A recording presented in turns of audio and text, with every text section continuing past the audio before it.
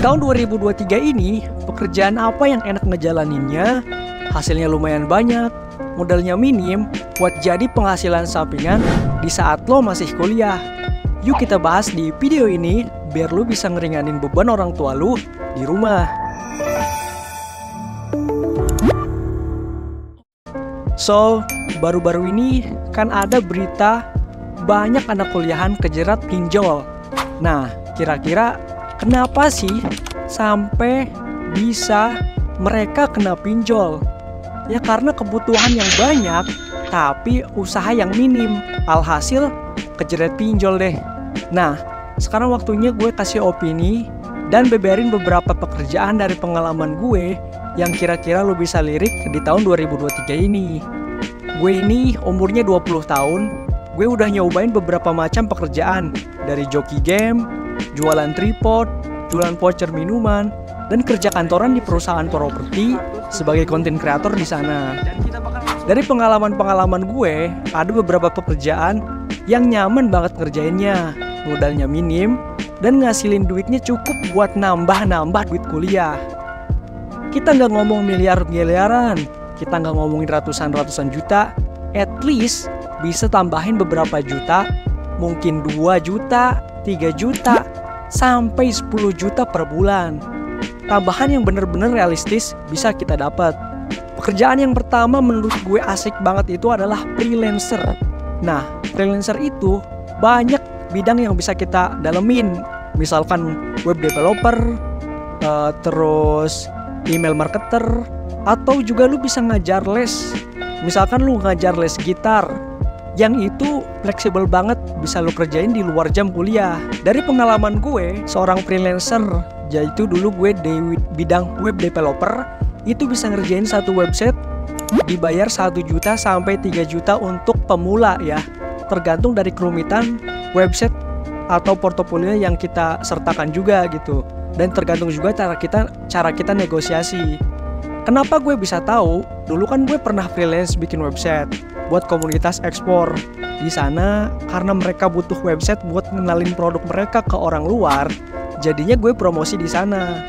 Sebulan gue bisa dapet 2-3 project mungkin, tergantung kenceng enggaknya kita promosi. Terus freelance lainnya adalah kayak guru les mungkin. Ini belum pernah gue cobain, tapi banyak banget artikel yang ngebahas bayaran guru les lumayan banget buat anak kuliahan. Apalagi kalau lesnya itu ke rumah orang-orang kaya. Tiap pertemuannya bisa dibayar mahal.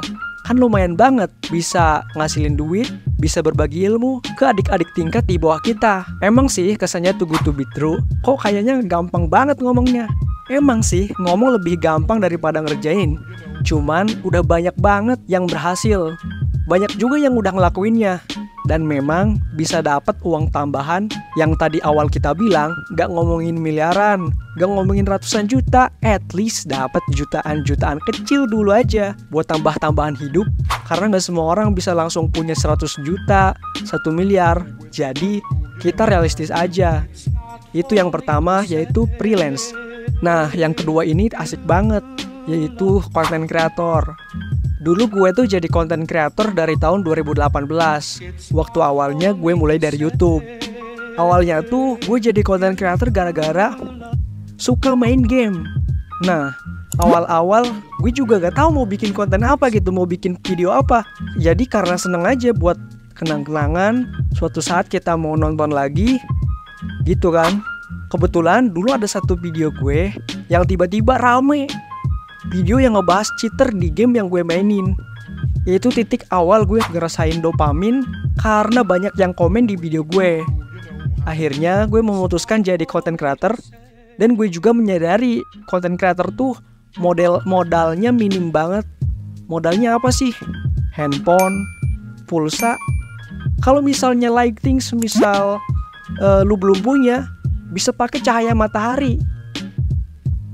Kayak gue nih, gue pakai cahaya lampu ruangan doang nih dari atas plafon. Sama gue bikin konten siang-siang, tapi ini udah mau sore juga gitu. Cuman kebantu sama lampu di atas. Jadi nggak menutup kemungkinan lu beralasan lu belum punya inilah, belum punya itu. Yang penting mulai aja dulu gitu. Konten creator itu menurut gue asik banget ke depannya. Kenapa? Karena kalau lo pikir, konten creator itu sebenarnya adalah jalan yang paling minim resiko untuk memulai bisnis. Coba lu bayangin, kalau pembisnis di sosial media atau bisnis online, stepnya kan kayak gini nih. Gue jabarin dulu ya. Pertama, dia cari produk dulu untuk dia jual. Cari dulu tuh produk. Habis itu dia buat produknya dan dia stok produk yang dia cari, atau lu ngambil dari orang lain. Bisa itu dropship, bisa itu stok habis atau beli habis, baru cari audiens atau marketnya untuk dia jualan produk-produk. Itu tuh butuh modal banyak, bener gak sih? Kita kan harus beli stok dulu gitu. Nah kalau content creator sebenarnya dibalik gitu. Kita ngumpulin audiens dulu, kayak dalam semacam komunitas akun sosial media. Karena kan komunitas akun sosial media itu ngebahas topik tertentu, baik itu konten lawak, horor, konten edukasi, motivasi, dan banyak gitu kayak konten videografi atau yang lainnya. Setelah mereka udah kenal sama orang atau sosok leader di komunitas tersebut, mereka percaya sama kita. Kayak semisal kalian tahu Iben itu dimulainya dari konten-konten sampai akhirnya dia buka sambal bakar karena dia udah ketemu audiensnya gitu. Atau Uropi, dia ngumpulin dulu audiens yang suka videografi, fotografi, baru dia bikin tas yang sesuai sama videografer yang dibutuhin, yang speknya muat untuk kamera, tripod, banyak lensa. Itu kan cocok untuk audiens yang dia bangun gitu. Kayak gitu. Jadi kalau kita udah kumpul audiensnya, baru kita ceritain jasa atau produk yang kita mau jual. Itu kan lebih minim resiko, gak perlu banyak modal. Kita harus ngumpulin audiens dulu. Tapi kalau jadi content creator, lu harus berkorban waktu dan tenaga dulu di awal-awal. Lu bisa bikin orang-orang yang udah pada kenal sama lu karena konten, dan orang-orangnya rela beli sama lo karena memang kebutuhannya sudah terpenuhi. Gitu loh maksudnya. Udah dianalisa, memang barang ini tuh dibutuhin sama si orang-orang komunitas tersebut. Nggak perlu stok, nggak perlu bakar-bakar budget iklan, bisa mulai dari organik dulu. Nanti kalau misalnya udah cuan, baru ngiklan. Nggak perlu lagi ada yang namanya di stok. Nggak perlu lagi buka toko, hire karyawan, dan lain-lain. Mulai dari diri sendiri dulu aja. Mau kondo lah, modal konten doang. Potensi konten creator itu bisa dari jutaan, puluhan juta, ratusan juta, sampai miliaran. Rezeki orang memang beda-beda, dan memang ada perjalanan yang harus ditempuhnya. Buat at least amit-amitnya lu belajar jadi content creator, atau lu bikin konten ternyata konten lu nggak laku, lu bisa gunain skill itu untuk lu ngelamar lagi di posisi perusahaan sebagai content creator atau freelance untuk bikin konten. Karena orang desain, orang bikin dokumen, itu kan banyak yang bisa. Tapi orang yang punya ide konten yang cocok buat perusahaan tersebut, itu dikit banget yang bisa guys. Kayak di semester 3 kemarin, gue coba ngelamar jadi bagian konten di salah satu perusahaan properti. Karena portofolio gue di sosmed dan selaras sama perusahaan mereka, akhirnya gue bisa dapetin kerjaan itu. Selain bisa ngasilin duit, jadi bisa tahu juga dunia perkantoran itu gimana sih. Walaupun gue masih kuliah, dan jadi bisa nambah relasi juga. Untuk suatu saat gue lulus kuliah nanti bisa masuk ke perusahaan yang mereka punya. Kayak gitu. Mungkin gitu aja dulu ya. Yang ini yang gue bahas realistis banget. Tapi jangan salah nih, habis lu nonton hal-hal kayak gini, dari mulai job-job freelance yang menarik, habis itu lu langsung mutusin jadi content creator atau jadi pekerjaan-pekerjaan freelance yang disaranin sama influencer, termasuk setelah ngerasa enak dapet duit, malah ngebiarin kuliahnya terbengkalai.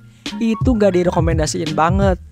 Saran gue kalau bisa, seimbang aja antara kuliah sama kerjaan-kerjaan part time lu, supaya selain lu bisa ngasilin duit, bisa juga ngasilin ilmu dan mental yang gak bisa lu dapetin di luar kuliah. Dan juga dengan lu ngambil job-job freelance, lu bisa ngeringanin beban keluarga lu di rumah. Nah, oke deh. Mudah-mudahan video ini menginspirasi untuk lu cari job tambahan di tahun 2023. Buat kalian yang belum subscribe, Jangan lupa klik tombol like, komen, dan subscribe. Gue Yas07, mohon pamit undur diri. See you again di video-video selanjutnya.